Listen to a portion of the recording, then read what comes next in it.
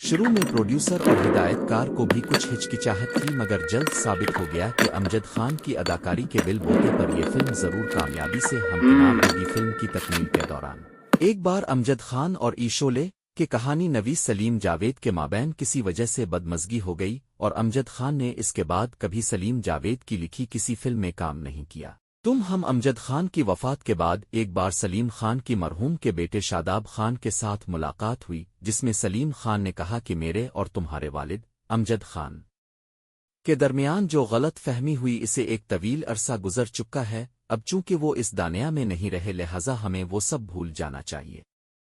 कुछ लोग सवाल करते हैं कि अगर ईशोले ना बुनती तो कौन सी फिल्म अमजद खान की बेहतरीन फिल्म करार पाती है। चंद फिल्मी नाकदीन का ख्याल है कि सत्याजीत रे की नवाबी कल्चर के खिलाफ बनाई गई फिल्म शतरंज के खिलाड़ी अमजद खान की बेहतरीन फिल्म होती, जो 1977 में रिलीज हुई थी। एक बिला गिर ने लिखा, शोले के गब्बर सिंह और ई शतरंज के खिलाड़ी के बिगड़े नवाब की अदाकारी का अगर मुअज़्ज़ न किया जाए तो मालूम होगा कि अमजद खान कितना बड़ा अदाकार था। 1970 और 1980 की दहाइयों में अमिताभ बच्चन और अमजद खान ने मुतअद्दिद फिल्मों में इकट्ठे काम किया।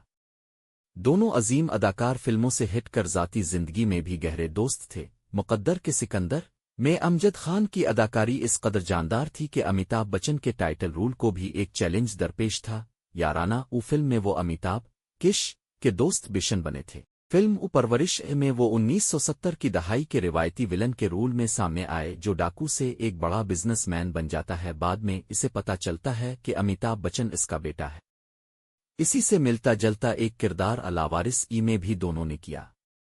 दोस्तों के दोस्त के तौर पर जाने जाने वाले अमजद खान की हंसमज़ा भी बहुत तेज थी। अपनी इस खूबी का मुजाहरा उन्होंने फिरोज खान की फिल्म कुर्बानी में च्युइंगम चबाते पुलिस अफसर के किरदार में खूब किया। इसी तरह फिल्म चंबेली की शादी में उनकी अदाकारी को वो पजीराई नहीं मिल सकी, मगर उनकी मौत के बाद फिल्म बैनों को इस किरदार में अमजद खान की अदाकारी की कदर मुअल्लिम हो गई। अमजद खान को अपनी अदाकाराना खूबियों का पूरी तरह इदराक था, क्योंकि 1987 में जब एक सहाफ़ी ने उनसे सवाल किया कि ईशोले के बाद वो टाइप छाप का शिकार हैं, तो उन्होंने जवाब दिया कि मेरे डायरेक्टर्स ने मुझसे कॉमेडी और जज्बाती किरदार करवाने का रिस्क लिया और मुझे टाइप कास्ट बनने से बचाने में मेरी मदद की। जब फिल्म बीन मेरी फिल्म देखने आते हैं तो उन्हें इल्म नहीं होता कि अब मैं क्या करने वाला हूँ। मेरी अदाकारी मशहूर लीग स्पिनर चंद्रशेखर की गुगली की तरह है। लाडा गुरुदिन सिंह ने अमजद खान की फैमिली के साथ एक इंटरव्यू में दिलचस्प इंकिशाफात किए, जिसमें अमजद खान के परसितारों को उनकी ज़ात के कई पहलुओं से शनासाई मिली। वो कहते हैं, मुझे इस अमजद खान का इल्म ही नहीं था जो उनकी अहलिया शहला खान, बेटी अहलम खान और बेटे शादाब खान की बेगम रोमाना खान से गुफ्तगू के बाद पता चला। मेरी ख्वाहिश तो थी कि मैं अमजद खान के बेटे से दरियाफ्त करता, मगर उसने बात करने से साफ लफ्ज़ों में ये कहकर इनकार कर दिया कि मीडिया ने उनके वालिद की बरसियों पर उन्हें नज़रअंदाज किया। इसलिए मैं अपने वालिद के फिल्मों में अदा किए गए किरदारों के बारे में कोई गुफ्तगू नहीं करूंगा। उनका ये जवाब दुरुस्त भी था, ताहम शादाब खान ने मेरा राब्ता अपनी बहन अहलम खान से करवा दिया। मैं अहलम से मिला और चूंकि उन्हें मेरी गुफ्तगू पसंद आई, इसलिए उन्होंने मेरा राब्ता अपनी वालिदा शहला खान से करवा दिया। उन्होंने बाकायदा इंटरव्यू खत्म होने के बाद बहुत दिलचस्प गुफ्तगू की। शहला खान ने कहा, अमजद को बच्चों से बहुत प्यार था। ये प्यार सिर्फ अपने बच्चों तक महदूद नहीं था, बल्कि दूसरों के बच्चों से भी वो प्यारे करते थे। लिहाजा वो बच्चों के दोस्तों और रिश्तेदारों हता के अजनबियों पर भी कड़ी नज़र रखते, बावजूद उसके कि वो बच्चों को शहजादों और शहजादियों की तरह ट्रीट करते थे। अमजद खान की वफात के बाद एक खातून हमसे मिलने आई, जिसने बताया कि मेरा बच्चा मुंबई से गुम गया था, जिसके बाद मैंने अमजद खान से राब्ता किया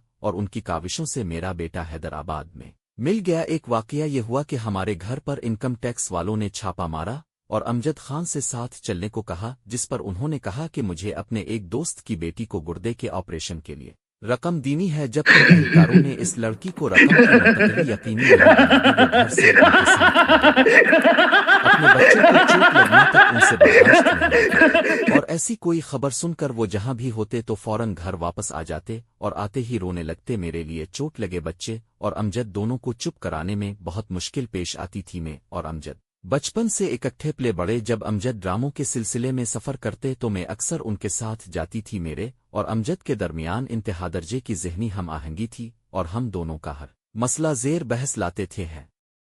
हमारे माबैन जब कोई टेंशन होती तो अमजद कहते ट्रांसफर ऑफ टेंशन। वो कहते तुमने मुझे वजह बता दी है, अब तुम भूल जाओ मैं जानूं और मेरा काम जाने। अमजद के ये अल्फाज आज भी मेरे कानों में गूंजते हैं। एक बार अमजद के एक दोस्त ने मशवरा दिया कि अब सिर्फ बड़े बैनर की फिल्मों में काम किया करें, तो अमजद ने बरजस्ता जवाब दिया कि बड़े बैनर्स का अब ख्याल रखें और मुझे छोटे बैनर्स का ख्याल रखने दें। अमजद अदाकारी के जरिए अपना कद बढ़ाने के साथ मुश्किलात से भी दो चार रहे। 1976 में फिल्म ऊशोले की रिलीज के बाद में और अमजद एक हादसे में शदीद जख्मी हुए और 3 माह तक हस्पताल में दाखिल रहे। इसी अरसा में सत्याजीत रे अमजद से मिले और फिल्म ऊ शतरंज के खिलाड़ी में वाजिद अली शाह का किरदार करने की पेशकश की और साथ ही ये ऐलान भी कर दे कि अगर अमजद खान ये रोल नहीं करेंगे तो वो ये फिल्म ही नहीं बनाएंगे।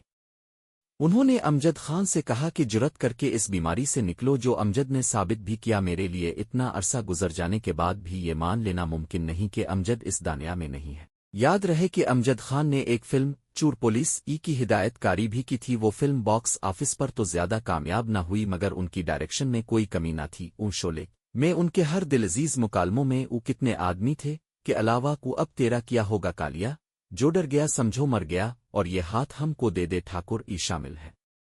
अमजद खान के मशागिल में ड्राइविंग, मौसीकी और बैडमिंटन शामिल थे। आर.डी. बर्मन उनके पसंदीदा मौसीकार थे, जबकि अमिताभ बच्चन और अमरीश पुरी पसंदीदा अदाकारों में शामिल थे। पसंदीदा अदाकार है मधु बाला थीं, जबकि पसंदीदा गुलकार थे किशोर कुमार। अमजद खान सिगरेट पीते थे मगर शराब कभी नहीं पी। 1988 में उन्होंने एक अंग्रेजी फिल्म उदाल परफेक्ट मर्डर में एक अंडरवर्ल्ड डॉन का किरदार भी किया था।